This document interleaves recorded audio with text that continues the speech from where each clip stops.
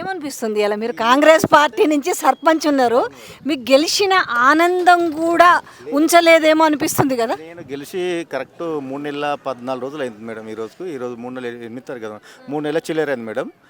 గెలిచిన ఆనందం ఏం లేదు మేడం. గెలవకముందు కూడా ఇబ్బందులనే ఉన్నా, గెలిచినాక కూడా మిమ్మల్ని అంటలేరా మీరు మధ్యవర్తిగా రాయబారం చేసి వీళ్ళందరినీ, మీరు ఊరు కదా, మీరు ఎందుకు ఒప్పించకూడదని మీకేమన్నా మభ్య పెట్టే ప్రయత్నం చేయలేదా? చేస్తే ఒకవేళ మీ ముందుకు రేపు ఆ ప్రతిపాదన వచ్చిందనుకో, మీరు వీళ్ళ తరపున నిలబడతారా, మభ్య పెట్టే ప్రయత్నం చేస్తారా? అంటే నేనేమంటా మేడం అంటే, నన్ను కాంగ్రెస్ గవర్నమెంట్ సర్పంచ్ చేయలే మేడం. గ్రామ ప్రజలు నన్ను 2 సార్లు సర్పంచ్ చేశారు. నేను గవర్నమెంట్కి పనిచేయాల్సిన అవసరం లేదు. గవర్నమెంట్కు నా ప్రజల కోసం పనిచేస్తాను. గవర్నమెంట్కి నేను ఎప్పుడు పనిచేస్తా, నాకు సానుకూలంగా ఉండి నా ప్రజలకు సానుకూలంగా ఉన్నప్పుడు నేను పని చేయగలుగుతాను.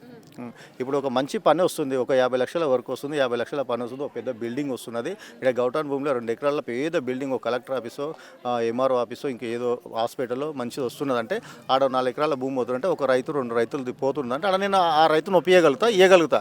కానీ నా ఉన్న 600 ఎకరాల భూమి తీసుకుంటున్నా అంటే నేను ఎందుకు గవర్నమెంట్కి పని చేస్తాను మేడం? ఆ గవర్నమెంట్కి పని చేయను, ఆ గవర్నమెంట్ తన వచ్చిన రూపాయి కూడా ఆశపడను. నేను ఆశపడను అనేది నా గ్రామ ప్రజలందరూ. నాది 4 ఎకరాలు గౌటాన్ ఉంటుంది మేడం. 30 1 ఎకరన్నర భూమి పట్టభూమి ఉంది.